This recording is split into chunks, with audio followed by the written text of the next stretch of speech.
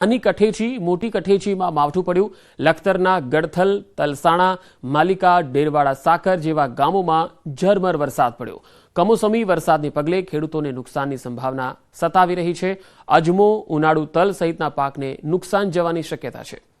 તો સુરેન્દ્રનગરના વાતાવરણમાં પણ બદલાવ આવ્યો। હવામાન વિભાગની આગાહીને પગલે સુરેન્દ્રનગર જિલ્લામાં વાતાવરણમાં બદલાવ જોવા મળ્યો। પાટડી તાલુકાના જૈનાબાદ, ઝીંઝુવાડા, ધામા, ચિકાસર, મુવાડા, રસુલાબાદ, હેમતગઢ, વિસાવડી, નગવાડા, સુરેલ સહિતના ગામોમાં વરસાદ પડ્યો। કમોસમી વરસાદને પગલે અગિયારાએ કરેલ મીઠાના પાકને મોટું નુકસાન જવાની શક્યતા છે। ખેડૂતોને અજમો, ઉનાળુ તલ સહિતના પાકને નુકસાન જવાની શક્યતા સતાવી રહી છે।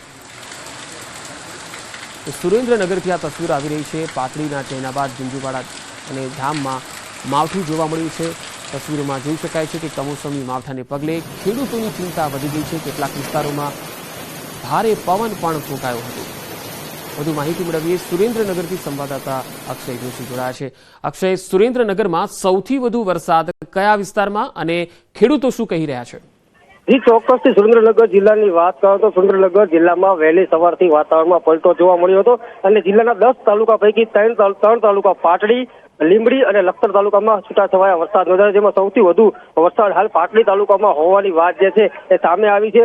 ખાસ કરીને ઉનાળુ જો વાવેતરની વાત કરીએ તો ચાલુ વર્ષે સુરેન્દ્રનગર જિલ્લામાં ગત વર્ષની સરખામણીમાં અંદાજિત 1000 થી 1500 હેક્ટર વાવેતરમાં વધારો થતા કુલ 33,000 હેક્ટર જેટલું વાવેતર છે ખેડૂતો દ્વારા કરવામાં આવ્યું હતું। પાટડી તાલુકામાં તો ખેડૂતો તેમજ અગરિયાઓના મીઠાના પાટામાં પણ નુકસાન પહોંચતા બંનેને મોટા પાયે નુકસાન જાય તેવી શક્યતા છે। ફરી એકવાર જે જગતના તાતને ઉનાળુ પાકથી કંઈક આવક થવાની આશા હતી તેના પર ફરી એકવાર કુદરતે મારી હોય તેવી સ્થિતિ સર્જાઈ છે। સહિતના વિસ્તારમાં વરસાદી માહોલ। સાયન્સ સિટી, સોલા, ભાડજ, ગોતા અને પ્રહલાદનગર વિસ્તારમાં વરસાદ પડ્યો તો ઘાટોડિયા વિસ્તારમાં પણ વરસાદ। એસજી હાઈવે પર ભારે પવન ફૂંકાયો અને છાંટા પડવાના શરૂ થયા છે। 4 અલગ અલગ તસવીરો આપણે બતાવી રહ્યા છે। અમદાવાદના અલગ અલગ વિસ્તારોમાં વરસાદ। સાયન્સ સિટી, ઇસ્કોન, ઘાટોડિયા અને થલતેજ સહિતના વિસ્તારોમાં સવારથી જ વાદળછાયા વાતાવરણ સાથે ધીમી ધારે વરસાદ શરૂ થઈ ગયો। કેટલાક વિસ્તારોમાં પવન પણ ફૂંકાયો હતો, જેના કારણે વૃક્ષો ધરાશાયી થયાના પણ બનાવો સામે આવ્યા। ઇસ્કોન વિસ્તારમાં પણ વરસાદ પડ્યો તો સાયન્સ સિટી અને ગોતા વિસ્તારમાં પણ અમી છાંટણા શરૂ થયા હતા। જાણે ભર ઉનાળામાં ચોમાસું આવ્યું હોય એ પ્રકારનો માહોલ અમદાવાદમાં જોવા મળ્યો છે। મોટાભાગના પશ્ચિમ વિસ્તારોમાં આજે વાતાવરણમાં બદલાવ જોવા મળ્યો અને સવારથી જ વરસાદ શરૂ થઈ ગયો છે। તો અમદાવાદના પૂર્વ વિસ્તારમાં પણ વાદળછાયું વાતાવરણ છે। તો અમદાવાદ શહેરભરમાં આજે ગરમીથી લોકોને ચોક્કસ રાહત મળી ગઈ છે, કારણ કે અમદાવાદમાં પાછલા દિવસોમાં આપણે જોઈ રહ્યા છીએ કે 44 ડિગ્રી જેટલું તાપમાન અમદાવાદમાં જોવા મળ્યું છે, ત્યારે આજે વાદળછાયું વાતાવરણ અને સવારથી જ વરસાદ પડી રહ્યો છે, તેના કારણે ગરમીથી લોકોને રાહત મળી ગઈ છે। Thaltej, Ghatlodia, ISKCON, science city, Gota, Prahladnagar, SG highway સહિતના જે વિસ્તારો છે ત્યાં સવારથી જ વરસાદ શરૂ થઈ ગયો અને વાતાવરણમાં ઠંડક ફેલાઈ ગઈ છે। તો ભારે પવન પણ ફૂંકાયો, તેના કારણે કેટલાક વિસ્તારોમાં વૃક્ષો પણ ધરાશાયી થયા। તો અમદાવાદ શહેરમાં વરસાદી માહોલ જામ્યો। તો આગળ અમદાવાદ શહેરની જો વાત કરીએ તો અમદાવાદમાં વરસાદી માહોલના પગલે વાતાવરણમાં ઠંડક ફેલાઈ છે। ઇસ્કોન સહિતના વિસ્તારમાં વરસાદી માહોલ જામ્યો છે। અમદાવાદ શહેરમાં અસહ્ય ગરમી બાદ અચાનક જ વાતાવરણની અંદર પલટો જોવા મળ્યો છે। આપ જોઈ શકો છો દ્રશ્યની અંદર સવારના 8 વાગ્યા છે। ચારે તરફ કાળા ડિબાંગ વાદળો છવાઈ ગયા છે। અનેક જગ્યાએ ઝરમર વરસાદ જોવા મળ્યો હતો અને ઠંડો પવન પણ ફૂંકાઈ રહ્યો હતો। વીજળીના કડાકા જોવા મળતા હતા, એટલે કહી શકાય કે થંડરસ્ટોર્મ એક્ટિવિટી થવાની શક્યતા રહેલી છે। અને વાત કરીએ તો હવામાન વિભાગ દ્વારા પણ આગાહી કરવામાં આવી છે કે 7 મે ગુજરાતના બનાસકાંઠા, સાબરકાંઠા, અરવલ્લી, નર્મદા, સુરત, સૌરાષ્ટ્ર, અમરેલી, ભાવનગર સહિતના જે જિલ્લાઓ છે કે જ્યાં ભારે વરસાદ વરસી શકે છે। ઉપરાંત 8 મેની વાત કરીએ તો અરવલ્લી, આણંદ, ભરૂચ, ભાવનગર, સાબરકાંઠા સહિતના જે જિલ્લાઓ છે કે જ્યાં ભારે વરસાદ વરસી શકે છે અને તે પ્રમાણે અમદાવાદના પણ વાતાવરણની અંદર પલટો જોવા મળી રહ્યો છે। જોઈ શકાય છે દ્રશ્યની અંદર અહીં કાળા ડિબાંગ વાદળો જોવા મળી રહ્યા છે। આ વખતે વાત કરીએ તો જે અસહ્ય ગરમી છેલ્લા લગભગ એકાદ અઠવાડિયાથી પડી રહી છે અને તેને કારણે અમદાવાદીઓ છે ત્રાહિમામ પોકારી ગયા છે। દરમિયાન ખેડબ્રહ્મા, વિજયનગર અને હિંમતનગર સહિતના કેટલાક વિસ્તારમાં છાંટા પડ્યા। ખેડૂતોમાં ચિંતાનો માહોલ વ્યાપી ગયો છે। વાદળછાયા વાતાવરણથી વાતાવરણમાં પણ ઠંડક ફેલાઈ ગઈ છે અને ગરમીથી લોકોને રાહત મળી છે. તો સાબરકાંઠામાં પણ અનેક વિસ્તારોમાં વાતાવરણમાં બદલાવ દેખાઈ રહ્યો છે. વધુ માહિતી મેળવીએ. સાબરકાંઠાથી સંવાદદાતા ઈશાન પરમાર જોડાયા છે. ઈશાન, સાબરકાંઠામાં કયા કયા વિસ્તારોમાં હાલ વરસાદ?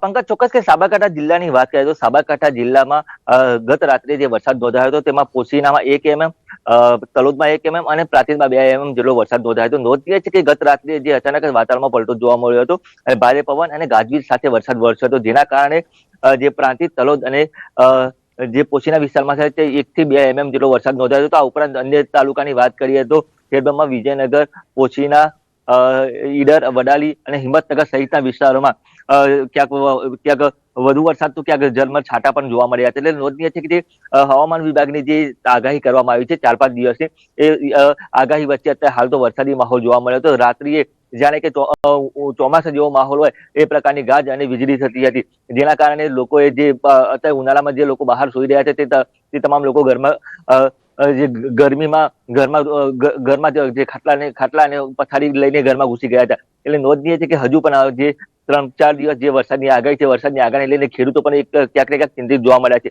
તો આ ઉપરાંત જે માર્કેટ યાર્ડ છે, માર્કેટ યાર્ડના સત્તાધીશો અને માર્કેટ યાર્ડ દ્વારા પણ જે ખેડૂતો છે, ખેડૂતોને જે પોતાનો પાક અને જે માર્કેટમાં વેચવા લઈને આવી રહ્યા છે તેમને યોગ્ય રીતે ઢાંકીને રાખવો. તો આ ઉપરાંત ઘરે પણ જે પાક હોય તે પાકને યોગ્ય રીતે ઢાંકીને રાખો તે રીતની પણ સલાહ માર્કેટ યાર્ડ દ્વારા આપવામાં આવી રહી છે. જી પંકજ. જી ઈશાન, સાબરકાંઠામાં એવા કયા કયા પાકો છે જેના કારણે આ કમોસમી વરસાદથી નુકસાનની સંભાવના વ્યક્ત કરાઈ રહી છે? ચોક્કસ કે ખાસ કરીને સાબરકાંઠા જિલ્લાની વાત કરીએ તો સાબરકાંઠા જિલ્લામાં સૌથી વધુ શાકભાજીનું ઉત્પાદન થતું હતું. શાકભાજીના ઉત્પાદન ઉપરાંત અત્યારે હાલ બાજરી છે, મકાઈ છે અને તલ જેવા પાકોને આ જે વરસાદ છે તે કમોસમી વરસાદના કારણે નુકસાન થઈ શકે તેવું છે. અત્યારે હાલ જે ઘાસચારો છે, ઘાસચારાને પણ નુકસાન છે અને જે કેરી છે, તો આ ઉપરાંત જે શાકભાજી છે, જે ભારે પવનના કારણે વેલાવાળી શાકભાજી નીચે પડી જતી હોય છે. આ ઉપરાંત જે ફૂલ છે, ફૂલ નીચે પડી જવાના કારણે જે ઉત્પાદનમાં પણ ઘટાડો જોવા મળતો છે. એટલે કે કહી શકાય કે જે સૌથી વધુ શાકભાજી અને જે ઊંચા જે ઘઉં, બાજરી અને મકાઈ જેવા પાકોને નુકસાન અને તલ જેવા પાકોને નુકસાન થઈ શકે તેમ છે. પંકજ. જી ઈશાન, હાલ સાબરકાંઠા હિંમતનગરમાં ઉઘાડ નીકળ્યો છે કે હજુ પણ કેટલાક વિસ્તારોમાં વરસાદ પડી રહ્યો છે? પંકજ, ચોક્કસ કે ગત રાત્રે જે વરસાદી માહોલ છવાયો હતો ત્યારબાદ વહેલી સવારથી સાબરકાંઠા જિલ્લાના તમામ તાલુકામાં અત્યારે હાલ તો વાદળછાયું વાતાવરણ જોવા મળી રહ્યું છે. જાણે કે અત્યારે ઉનાળામાં ભર ઉનાળે ચોમાસું હોય એવા પ્રકારનું અત્યારે હાલ વાતાવરણ છે. અને કેટલાક વિસ્તાર એવા છે કે જે આંતરિયાળ વિસ્તાર કે જ્યાં અત્યારે હાલ ક્યાંક ને ક્યાંક ઝરમર વરસાદ પણ વરસી રહ્યો છે. જી ઈશાન, આભાર માહિતી આપવા માટે. તો સાબરકાંઠામાં પણ મોટાભાગના તાલુકામાં વાદળછાયું વાતાવરણ જોવા મળ્યું. મધ્યમ ભારે માવઠું થઈ શકે. 6 થી લઈને 9 મે સુધી માવઠાની વધારે અસર જોવા મળશે અને જેમ જેમ સર્ક્યુલેશન લોકેશન બદલશે તેમ તેમ અલગ અલગ જગ્યાએ માવઠું થશે. આ માવઠાથી કેરી, તલ સહિતના પાકોને નુકસાન થઈ શકે છે. માવઠા સાથે ટેનિસ બોલ આકારના કરા પણ પડી શકે છે. જી હા, કરા, ટેનિસ બોલ આકારના કરા કેટલાક વિસ્તારોમાં પડી શકે છે. 9 મે સુધી ગુજરાતીઓ સાવધાન રહેજો. હવામાન નિષ્ણાત અથૈયા શેટ્ટીએ અનુમાન વ્યક્ત કર્યું છે કે તોફાની અંદાજમાં માવઠું ખાબકી શકે છે. ભારે પવન સાથે ભારે માવઠું થવાની સંભાવના છે. ટેનિસ બોલ જેવા કરા પડી શકે છે. કિલોમીટરની લગભગ જો વાત કરીએ તો 30 થી 60 કિલોમીટરની ઝડપથી પવન ફૂંકાઈ શકે છે એવું અથૈયા શેટ્ટીનું કહેવું છે. સૌરાષ્ટ્ર અને કચ્છમાં વધારે રહી શકે છે તેની તીવ્રતા. 6 થી 8 મે દરમિયાન વધારે તીવ્રતા રહેશે. 1 થી લઈને 3.5 ઇંચ જેટલો વરસાદ સંભવ છે. ગાજવીજ સાથે વરસાદ પડી શકે છે. વીજળી પડવાની પણ ઘાતક સંભાવનાઓ વ્યક્ત કરાઈ છે. 6 થી 9 મે સુધી ઘર બહાર નીકળો તો હેલ્મેટ પહેરજો. કરાનો પ્રકોપ અને કાર માલિકો કારનો કાચ સંભાળજો. 6 થી 9 મે સુધી રેનકોટ સાથે હેલ્મેટ પણ પહેરજો. અથૈયા શેટ્ટીનું કહેવું છે કે વેસ્ટર્ન ડિસ્ટર્બન્સ ગુજરાત પરથી પસાર થઈ રહ્યું છે, જે મે મહિનામાં ભાગ્યે જ બનતી ઘટના છે. ઘણી વખત વેસ્ટર્ન ડિસ્ટર્બન્સ ગુજરાત કે પછી ગુજરાતની નજીકથી પસાર થયા છે, પરંતુ તે ઓક્ટોબર-નવેમ્બરનો સમયગાળો હોય છે. પરંતુ મે મહિનામાં વેસ્ટર્ન ડિસ્ટર્બન્સનું ગુજરાત પરથી પસાર થવું ભાગ્યે જ બનતી ઘટનાઓમાંની એક છે. વધુમાં તેમણે કહ્યું છે કે મને યાદ છે ત્યાં સુધી લગભગ 2022માં દિવાળી સમયે એક વેસ્ટર્ન ડિસ્ટર્બન્સ ગુજરાત નજીકથી પસાર થયું હતું અને તીવ્રતાથી વરસાદ પણ થયો હતો.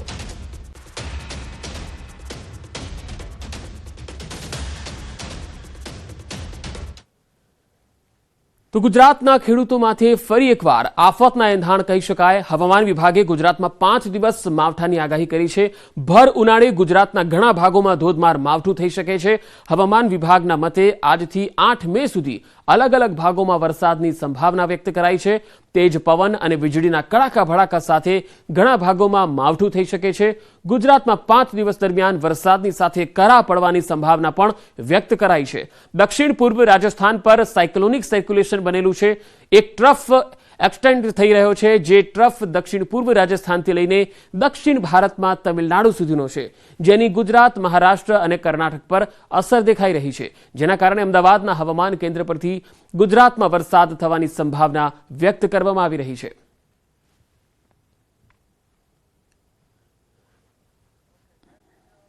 અંબાલાલ પટેલે ફરી ભૂક્કા બોલાવી દેતી આગાહી કરી છે। તેમના મતે આવતીકાલથી મોસમ મૂડ બદલશે અને ભર ઉનાળે ચોમાસા જેવો માહોલ બનશે। કયા વિસ્તારમાં કેવો વરસાદ અને કેટલી ઝડપે પવન ફૂંકાશે તેનું પણ અનુમાન તેમણે વ્યક્ત કર્યું છે।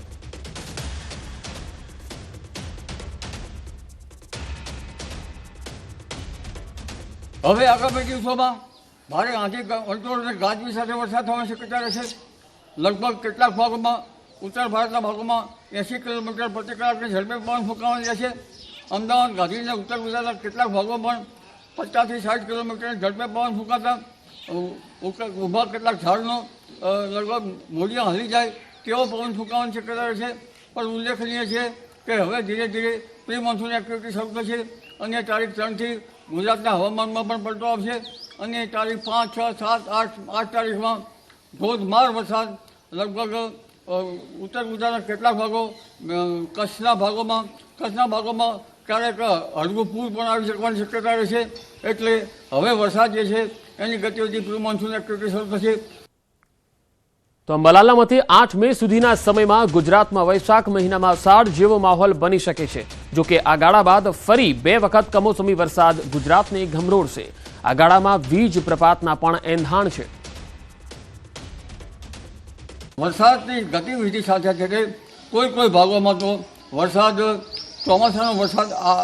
ચોમાસા જેવો જ વરસાદ પડશે, પરંતુ આંધી વંટોળ સાથે પ્રી મોન્સૂન એક્ટિવિટી શરૂ થવાની શક્યતા રહેશે અને લગભગ તારીખ 11 થી 20 મેમાં પણ ભારે આંધી વંટોળ સાથે કેટલાક ભાગમાં વરસાદ કે છાંટા પડવાની શક્યતા રહેશે અને 4-5 પણ તારીખ 25 મે થી 4 જૂન વચ્ચે પણ અરબી સમુદ્રમાં હલચલ જોવા મળશે। પરંતુ હમણાં જ બંગાળ ઉપસાગરમાં અને અરબ સાગરમાં હલચલ જોવા મળશે અને કેટલાક સાયક્લોનિક સર્ક્યુલેશનના કારણે ભારે ગાજવીજ, આંધી વંટોળ સાથે ગુજરાતના ભિન્ન ભાગોમાં વરસાદ ત્રાટકી શકે છે, જેમાં તારીખ 6, 7, 8, 9 અને ત્યારબાદ તારીખ 11 થી 20માં પણ પવનની ગતિ રહેશે અને આ કેટલાક ભાગમાં વીજ પ્રપાત પણ થવાની શક્યતા રહેશે। તો આ સ્થિતિમાં સૌથી વધુ અસર બાગાયતી પાકોને થઈ શકે। અંબાલાલ પટેલે ખેડૂતોને પણ આ સૂચન કર્યું છે। ઝાડના મૂળિયા હારી જાય અને બાગાયતી પાકોને હરકત આવે કેટલો પવન ફૂંકાવાની શક્યતા છે। પવનને ગાજવીજના આંધીથી જનધને કાળજી રાખવી એ છે। તો ગુજરાત સહિત આખા દેશમાં ચોમાસું જામશે। દેશના મોટા ભાગના રાજ્યમાં તોફાની વરસાદનું એલર્ટ છે। સંભવત પહેલીવાર ભર ઉનાળે આખા દેશમાં એલર્ટ છે। એક સપ્તાહ દરમિયાન આખા દેશમાં વરસાદનું એલર્ટ છે, તો ગુજરાતમાં ગમરોડી નાખશે તોફાની વરસાદ। હવામાન વિભાગે અલગ અલગ દિવસ માટે એલર્ટ આપ્યું છે। આગાહીકાર રજનીકાંત લાલાણીએ પણ આગાહી કરી છે। 4 ઇંચ માવઠાનો વરસાદ થવાની આશંકા વ્યક્ત કરી છે। કેટલાક વિસ્તારમાં 4 ઇંચને પણ પાર કરશે વરસાદ। તો 50 થી 60 કિલોમીટરની ઝડપથી પવન ફૂંકાઈ શકે છે। રાજસ્થાન પાકિસ્તાન સરહદે મજબૂત સર્ક્યુલેશન છે। રાજસ્થાનથી મધ્ય અરબ સાગર સુધી સર્જાશે ટ્રફ અને ગુજરાતનું વાતાવરણ ખૂબ જ અસ્થિર બનશે।